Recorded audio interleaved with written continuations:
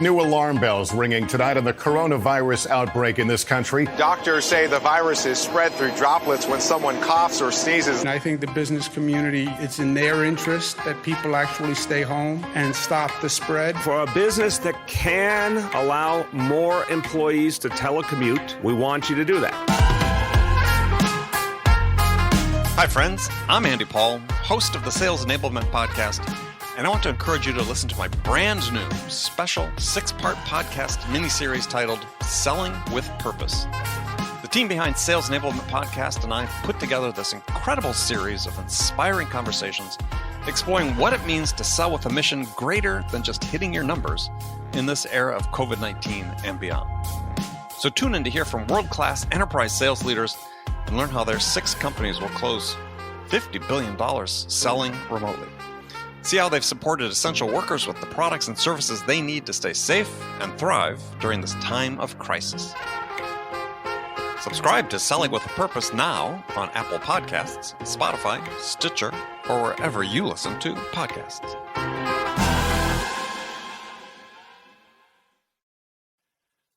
Guided selling from RingDNA makes your entire sales team more effective by revealing exactly what reps should do and when to do it. Guided selling works by transforming sales data into a curated list of prioritized sales actions. So when reps start their day, they'll never again wonder which prospects and accounts or hot inbound leads to reach out to next. Guided selling even shifts reps' priority in response to real-time buying signals. Finally, even new reps can sell like seasoned ones. Let RingDNA be your guide to success. Learn more at ringdna.com/guided selling. That's ringdna.com/guided selling.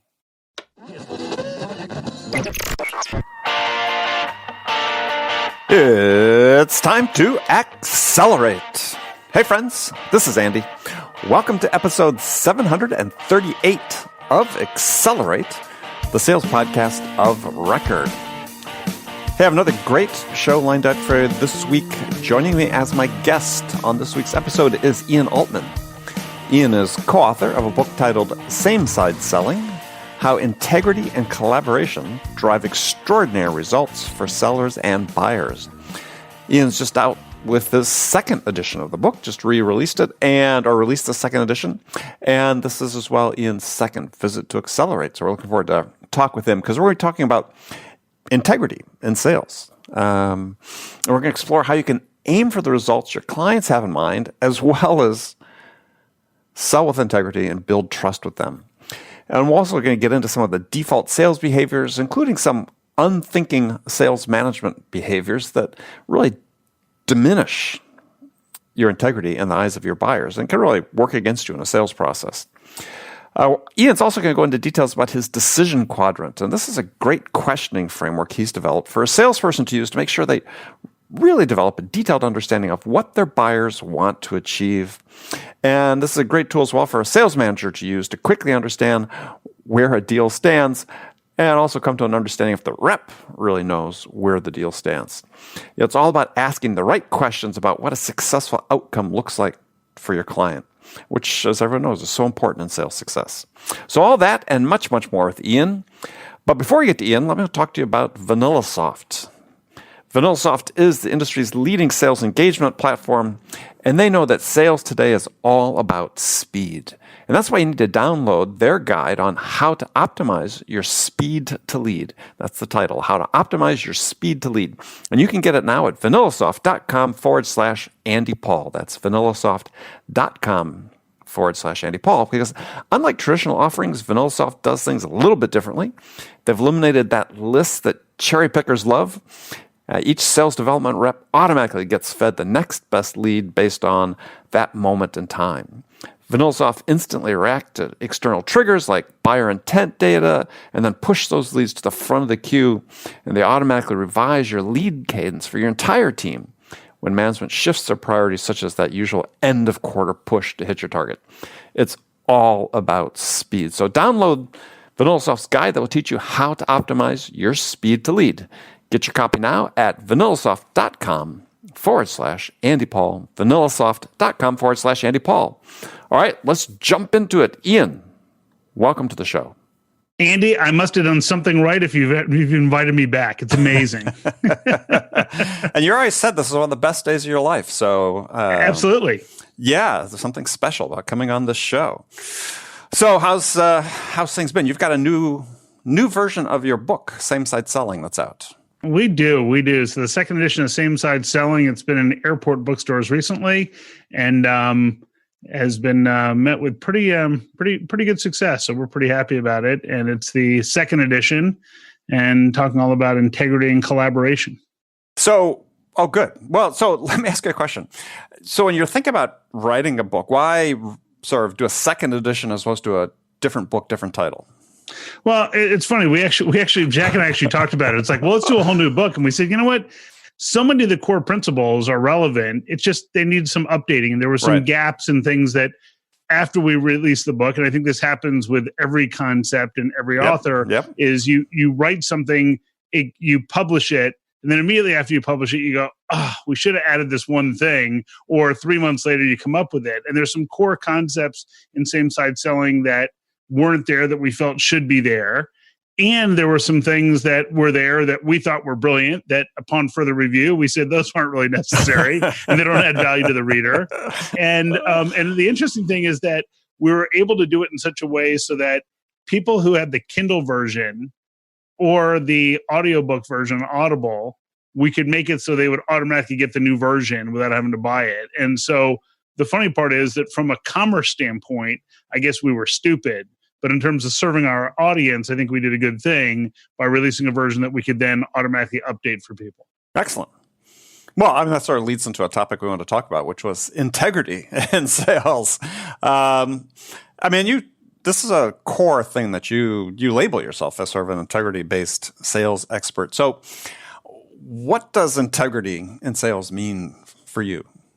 Well, so if you think about kind of the different personas there are in sales, we have your order taker, who's the person who the client just says, look, here's what I need. How much is it? When can you get it to me? You have the salesperson who believes their job is to sell whatever it is to sell, whether the client needs it or not.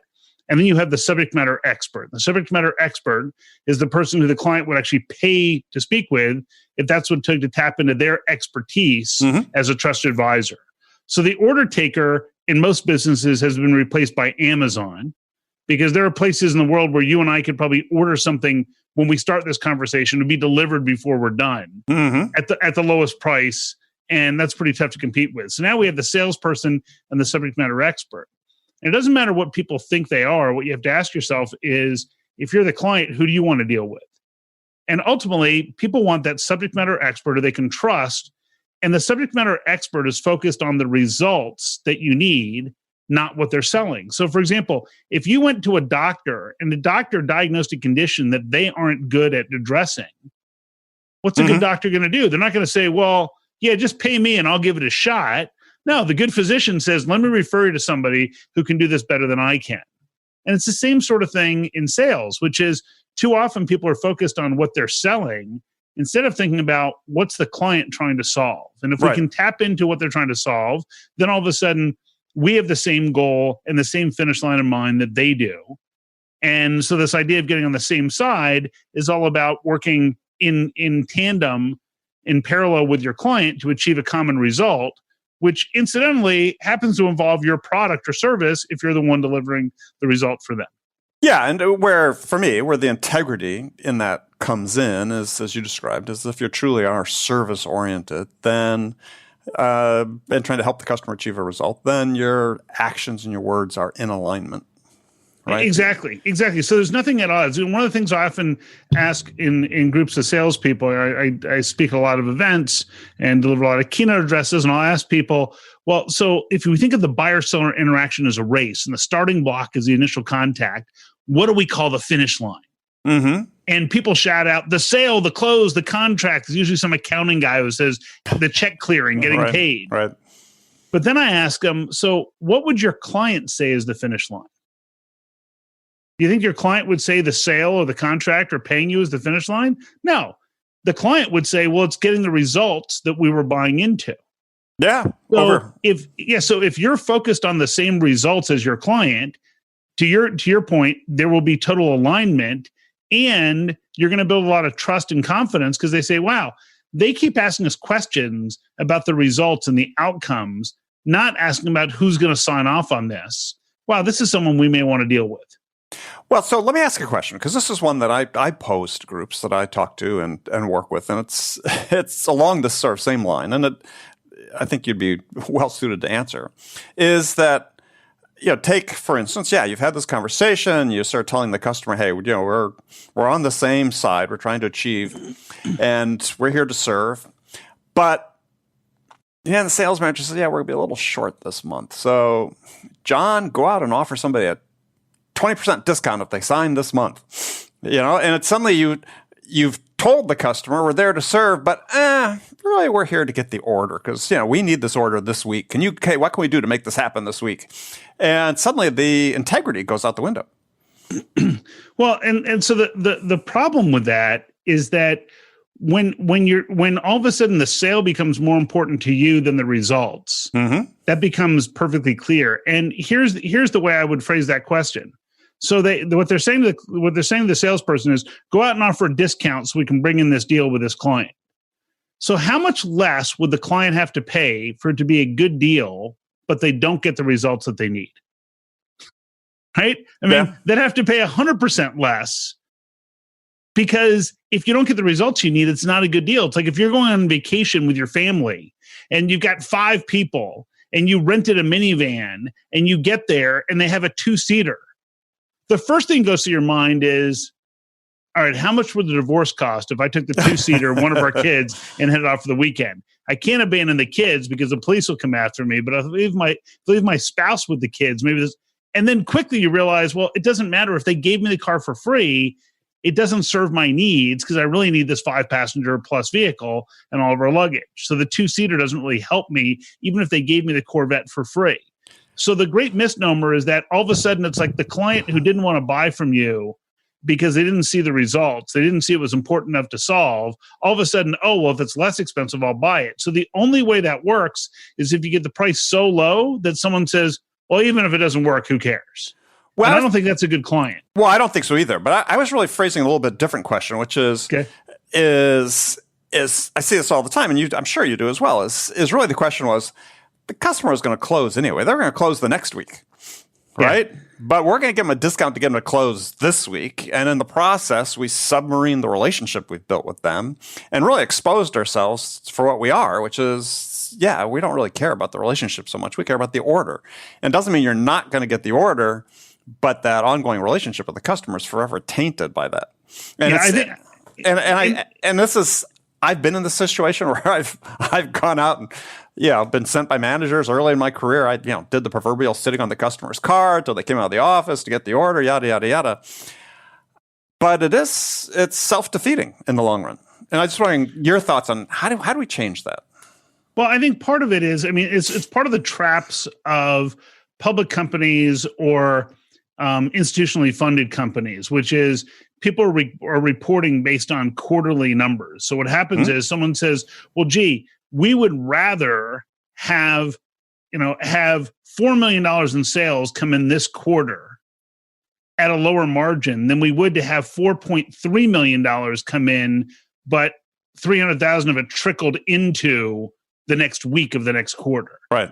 Because they're willing to discount a certain amount. And the reality is that what I often say to people is, so when you discount, what percentage of that discount was profit? And the answer is 100%. Yeah. So you're discounting pure profit straight off the top. And part of it is that when people don't really know why deals are going to be confirmed, why you're going to win business, then what happens is they start guessing and they say, well, maybe the client would pay if it was less. So I'll give you a perfect example. We did a renovation on our house a few years ago. And we had an original contractor. We ended up having to terminate, get a new contractor, had to sue the original contractor. It was a mess. I wrote an article on my column in Inc. that was, it was Home Renovation Nightmare, what HGTV doesn't tell you. Right? And it was a mess. So I contacted a buddy who was a general contractor. I was the de facto general contractor at this point, trying to finish this project. And literally, we had our house ripped down to studs and subfloor. We were redoing everything in the house on the main level. And so I asked him, I said, hey, do you know of a good electrician? He says, yeah, I got a guy. So introduces me to this guy, Jason. Jason comes out, and Jason looks at everything, has a really innovative approach for how he's going to solve all of our electrical issues, and says, yeah, I can do all this. It's $12,500. I said, that's great. We're about 6 weeks from needing you. Is there an agreement we need to put in place or whatever? Jason says, no, we're good. That's fine. 6 weeks, it fits my schedule fine. So Jason apparently forgets about this. 3 weeks later, Jason calls up and says, hey, Mr. Altman, I haven't heard from you. And I've been looking at this thing, and I would really like the business. I could do it for $11,000. I said, well, that's really nice, but we're about 3 weeks away from starting this project. The electrical side, you're our guy. We'll definitely let you know. 2 weeks later, Jason calls up and says, hey, Mr. Altman, really, this is an ideal project. This other work that we had is going to be wrapping up. And if you'll start this thing next week, I can do it for $9,500. I said, that's great. We'll see you next week. Now, here's the interesting part. Jason told me 12.5. I had put in my spreadsheet for the project $15,000. Mm-hmm. Okay. So towards the end of this electrical project, his guys aren't showing up. They're not completing the project. I reached out to him. I said, Jason, dude, what's going on here? He says, look, you've already paid $7,500 of it. There's $2,000 left. There's just no money in these types of projects. There's no margin in them. You can probably find somebody else to finish it for less than the $2,000. Now, the funny part is I would have happily paid the man $15,000. Right. In his mind, the reason I wasn't moving forward was because of the price. Yeah. And the reality is, dude, the framing inspection hasn't been done. I can't have you start the electrical till the framing's done. So we're not ready for you to start this project. And if you had paid attention and taken notes, you would have known that. You would have given me an agreement the day I said, let's move forward.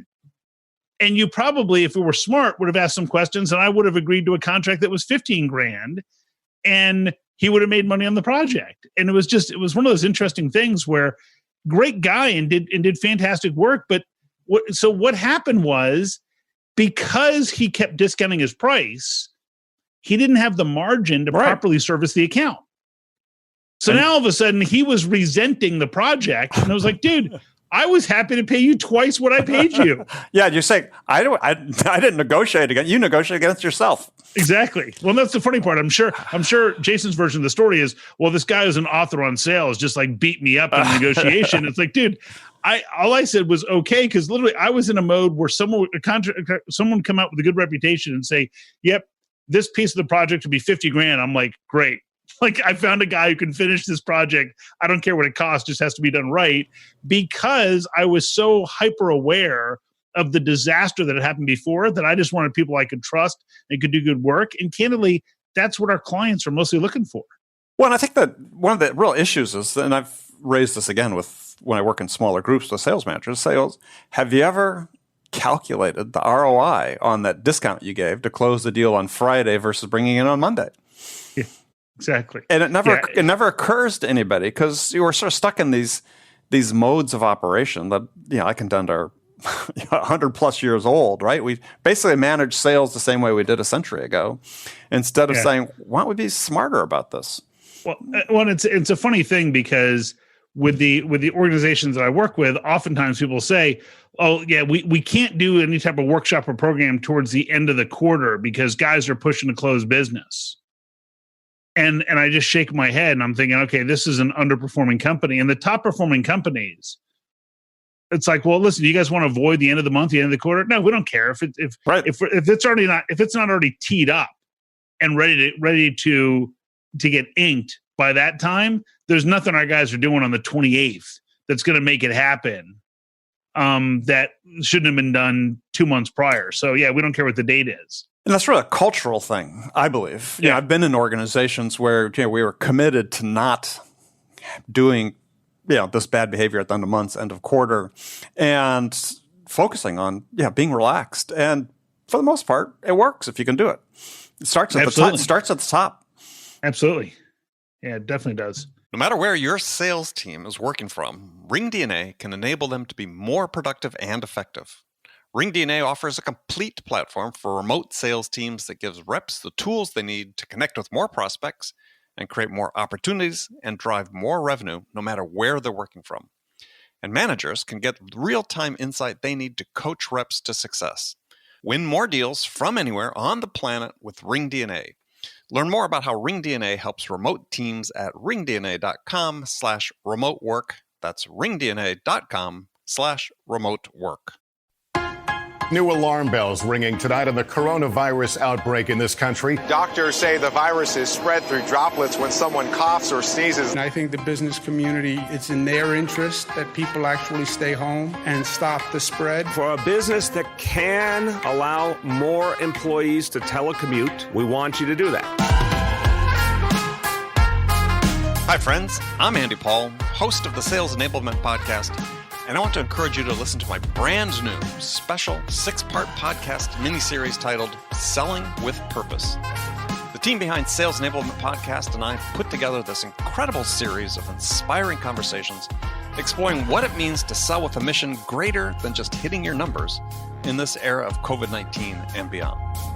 So tune in to hear from world-class enterprise sales leaders and learn how their 6 companies will close $50 billion selling remotely. See how they've supported essential workers with the products and services they need to stay safe and thrive during this time of crisis.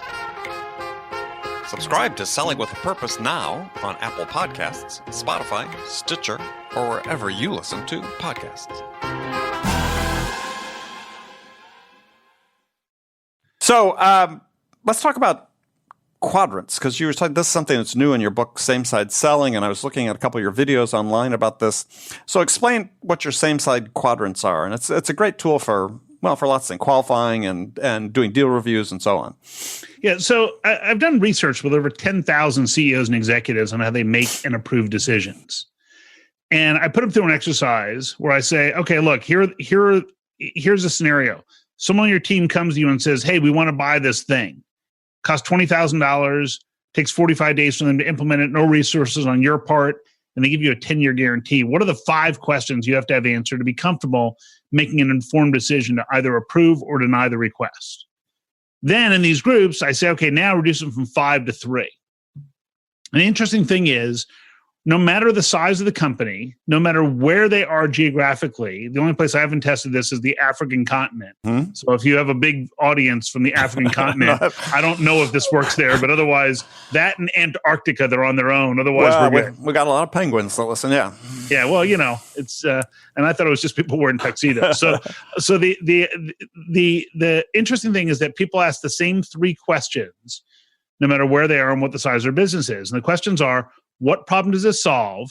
Why do I need it? And what's the likely outcome or result? The distant fourth in that is, what are the alternatives? But we know that if we answer those other 3 questions really well, that fourth one, or what are the alternatives, becomes implied.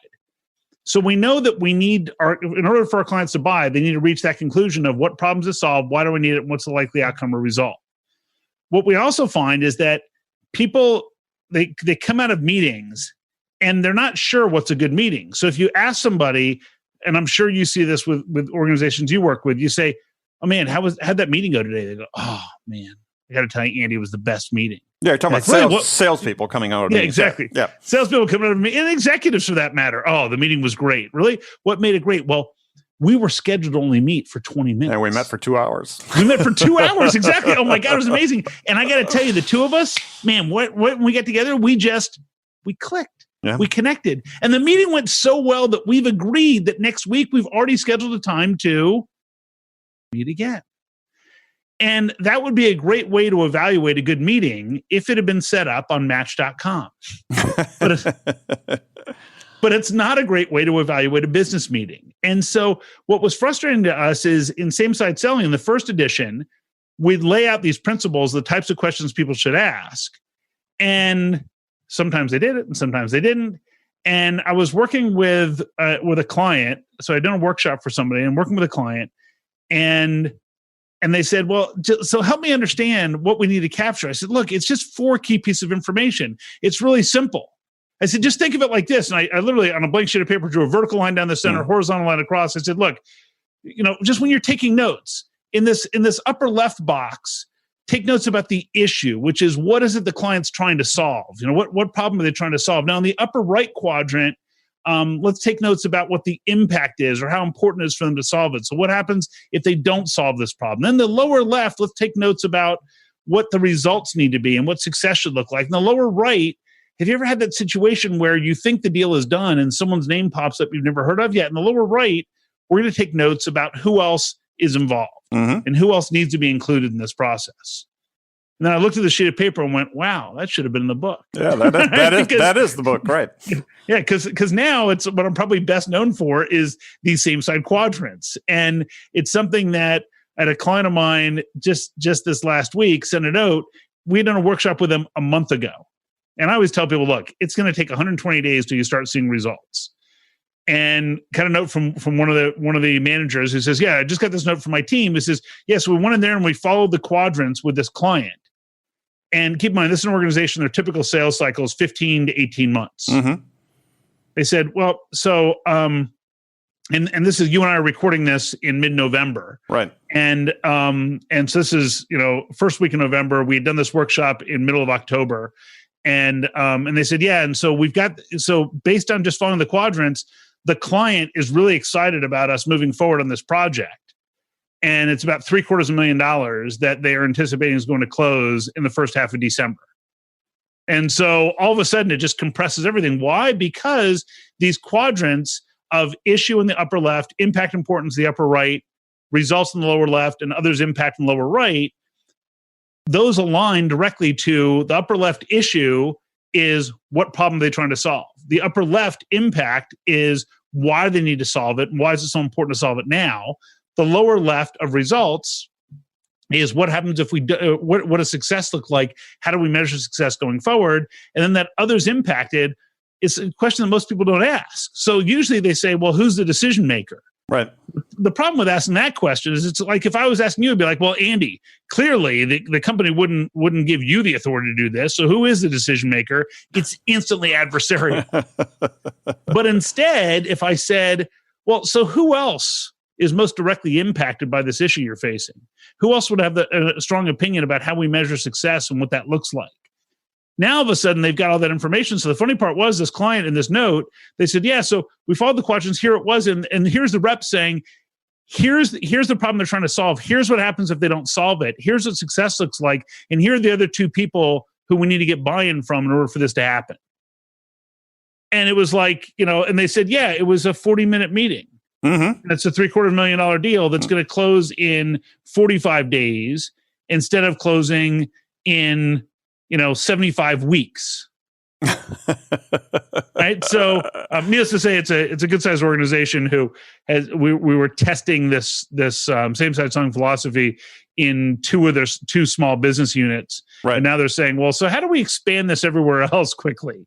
But it's not rocket science. It's just, right. It's all about keeping stuff simple so that people can execute it. Well, it's also about, this may be the wrong word, but it's also about certitude, right? I mean, what you're doing is you're forcing people to say, come up with an answer to this question, right? Yeah. It's this, the answer may change, as you go down, because, customers evolve, needs evolve as you sell to them. But as a seller, you need to understand the answer to these, as you said, very simple questions. Yeah. And without that framework, unfortunately, it's the way most reps go because they're afraid to ask those questions, is they're flying blind. Absolutely. And what we'll do actually is, since I need to send you some stuff anyhow, I'm going to send you a couple of extra of these same side quadrant journals. And then for listeners who ask you a great question or share something or post something, you'll have a couple you can send out to them. Perfect. As Sounds well. like a great idea. They got the quadrant journals. I mean, it's something that is, it's funny because in this one client, the head of sales operations said, it's when I first heard it, it was like, well, this is really simple. He said, then I started seeing the results. It was like, wait, it's simple enough that people can actually use it and apply it. Well, and I think that is the challenge in sales, right? It's not like there's really necessarily anything new, but it's like, how can you take what we know and present it in a way that's practical and usable for people? Which, unfortunately, look at so many of the sales processes companies develop these days, and it's like, yeah, why? Why are you doing this? How's that? How's this benefiting your buyer?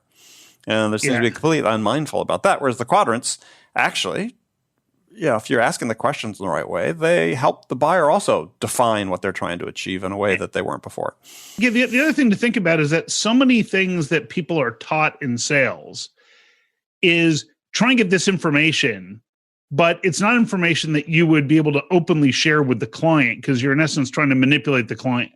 Mm-hmm. And the quadrants you can share in total transparency. If the client says, "Well, so what's that template you're using?" "Oh, we're trying to understand what problem you're trying to solve. Make sure we understand why it needs to be solved and why it's important enough to solve, and then what success looks like, so we can hand that off to our team to make sure we actually deliver those results. You can hold us accountable. Is that okay?"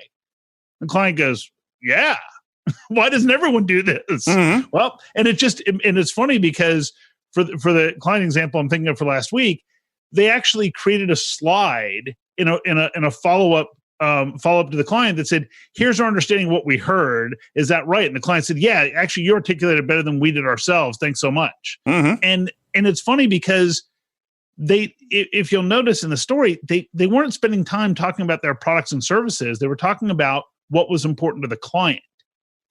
And I think that's a pivotal step that most people miss, which is organizations invest a ton of resources on training people about product knowledge, but they don't spend the time teaching people how to ask the right questions to find out whether or not the problem is worth solving to begin with. Among other things, right? I mean, I think other things. Yeah. So I think to me, I couldn't agree more. Is it sort of goes back to where companies sort of start this problem, which is they hire the wrong people. Right. So we look at a prototype of salespeople, and you still will see job listings today. Look, we want to hire an extrovert. We want to hire a hunter. We want to, all these adjectives that have no value at all to the customer. Yeah, I pose a question I love posing when I talk to groups. I say, what's the one question a customer will never ask you? And everybody's sort of silent. They said, they'll never say, "Hey, could you be more salesy?" Exactly. Right? You're never going to hear somebody say that. That's so. But we hire people to that, unfortunately, still to sort of these stereotypical virtues and values, quote unquote, virtues and values that in your model, the quadrants bring no value to the customer. Yeah, absolutely. Well, and the reason why clients buy is not because, "Oh, well, this guy ordered a great wine and a steak, and so I'm going to stake my future reputation on this dinner this person schmoozed me at." No, they say, "Wow, you know what? This person really understands what we're trying to solve, why we need to solve it, why it's so important, and we're totally in sync about what the results are that we're trying to achieve together. Okay, this is the person I think I want to work with." I mean, it's a simple concept. Right. It's not easy, but it's simple. Yeah, I think it is simple. And I think this is one of the things that, interestingly, over the last year or two, just actually seeing, if you follow what's going on sort of online, LinkedIn discussions and so on, is there's this skepticism about relationships in sales in many quarters. And it's like, you can't deny the fact that that's what you're building, because you can't, at least in my way of thinking, and I've written about this extensively, is trust can't exist in the absence of a relationship. So what is that relationship? To your point, it's not about schmoozing. It's about somebody saying, "Look, I need your expertise. And so do I trust you enough to give you the power to influence me?" Mm-hmm. Yeah. Yeah. It's my buddy Phil Jones says that sales is largely earning the right to make a recommendation. It is. To some degree, absolutely. Well, I phrased it a little bit differently, but I mean, sure. Yeah, people give you the power to influence them. Yeah. And that requires a relationship. But it's not a relationship of, "Hey, let me take you out to dinner and pound wine and steaks," as you said, or golf. Which I think is what scares people when you talk about relationships, because they think it somehow has to be at that level instead of something that's much more personal and human than that. Yeah. Yeah. It's like, you know what? If the person who is selling is helping the person in that position overcome a problem, become more successful, enrich their own personal life because of that, have a greater career trajectory, guess what? You now have a relationship with that person. But it's because you're delivering for them. If they wanted a friend, they'd get a puppy. Mm-hmm. But if they wanted that unconditional friend, they just, okay, I got a rescue dog and wow, this dog loves us forever. But if they fundamentally, what the client's saying is, are you going to help me be successful? And if I believe that you are aligned with what I'm trying to achieve, and if I believe that you have the track record and ability to get me there, then I'm inclined to do business with you. But if I think you're just trying to sell me something, then I give the same response that I give to somebody when you walk into a retail store and they say, may I help you? And we say, no, thanks, just looking. And the reason why we say that is because we're convinced that that person is not looking out for us or looking out for themselves. But if all of a sudden we believe they're actually looking out for my interest ahead of their own, then that's the person I go to all the time. There's a guy who we've taken our vehicles to for repairs. And the reason why we trust this guy so much is years ago, somebody came up with a car, we brought it to him and he said, and I said, look, we were actually buying a car out of a lease. Mm-hmm. Went to this guy, Jeff, and said, hey, the dealer says it needs $2,000 of repair, but, we figure it'll be less with you. And he said, well, not only will it be less, but you don't need any of this work. So it'll be a lot less. So it's going to be zero. And in fact, that's criminal. They shouldn't be doing this. And it was interesting because I reached out to the dealer and the dealer said, well, I find that hard to believe. And I said, great. Because my guy said he's more than welcome to host you at his shop and you can come take a look at it. And the GM for the dealership said, at that point, I knew I was toast because if your guy was willing to have us out there, I knew that my guys had done something wrong. And they came out and took a look and, the dealership just fell on their sword and said, what can we do for you? Right. And by the way, that guy no longer works here, et cetera. But it was a classic example of total lack of integrity. But the guy on the other side had such high integrity that for me, it's like, I'll ask this guy for advice and questions and bring work to him that isn't necessarily in his wheelhouse just because I trust him that much. Right. So final question then is, how do we hire for integrity? Well, so it's an interesting thing. I think it's a part of it is a culture issue, which is if your business doesn't operate with integrity, then just hiring somebody who does have integrity isn't going to work. Because if you're still motivated around things that are manipulative, then you hire the person who's focused on the client's results. They're not going to last long, right? Because they're going to feel slimy. But one of the things that you can ask questions like, so what do you do if what you've got to sell isn't the best fit for the client? And the correct answer is, well, then you point them in the right direction. You try and find a better prospect. Mm-hmm. Right? That's the correct answer. But a lot of it just comes down to, it's a double-edged sword. It's not just hiring. It's also leading people in a way that's integrity-based. It's being able to acknowledge that, look, some opportunities are not the right fit. In fact, more than half the ones we uncover won't be the right fit. So we just need to focus our efforts on the ones who are a good fit and make sure that above all, we're nodding our heads about, yes, we can deliver the results this client needs, not we can make this sale. Right. And once we do that, then we're going to attract those people. I get people all the time in my community who say, hey, I'm looking for a new position. Who else, who can you recommend me to who follows the same side selling methodology? Because I've worked in too many places where I need like a case of Purell each week just to get through the week. That's, so sure. Yeah.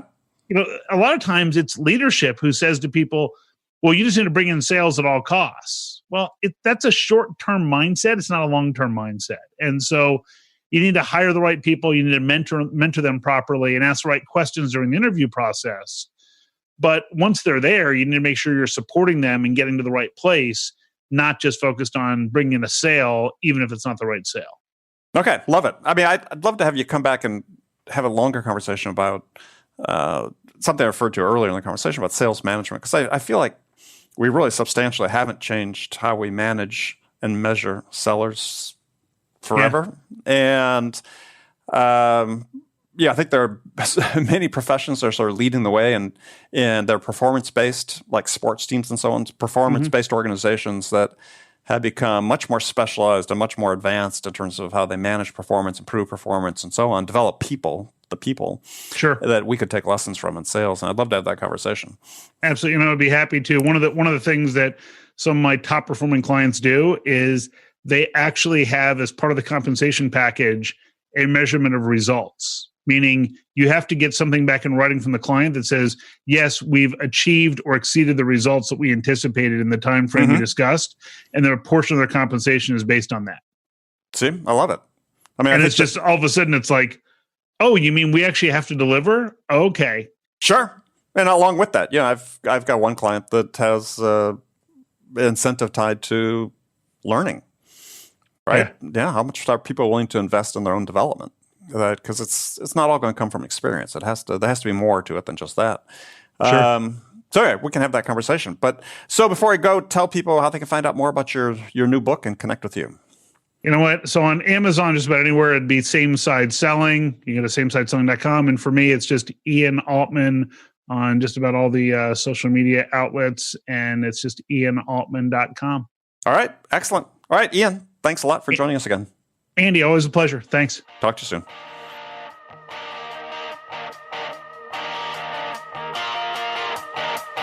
Okay, friends, that was Accelerate for this week. First of all, as always, I want to thank you for joining me. And I want to thank my guest, Ian Altman, for coming back, visiting us again. Join me again next week as my guest will be Kimberly Slavic.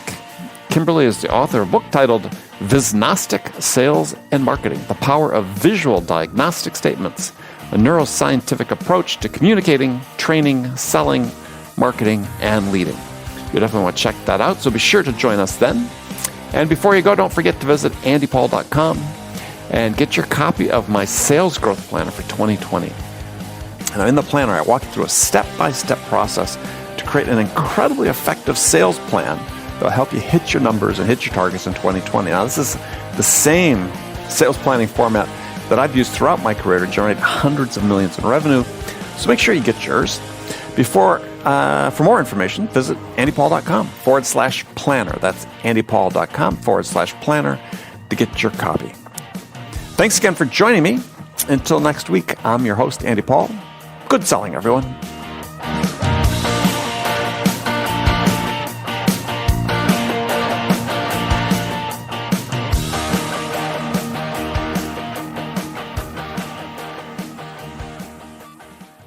RingDNA is the leading sales enablement platform that uses AI to help scale business growth. Trusted by the top companies across the globe, RingDNA offers a suite of powerful tools for every sales role. The RingDNA Dialer radically improves sales productivity and call connection rates, while guided selling helps reps know exactly what to do and when to do it. Conversation AI uses artificial intelligence to surface the most impactful coaching opportunities in real time. So, no matter where your team is working from, the RingDNA platform can help them exponentially increase call connections, opportunities, and revenue. Learn more at ringdna.com/platform. That's ringdna.com/platform.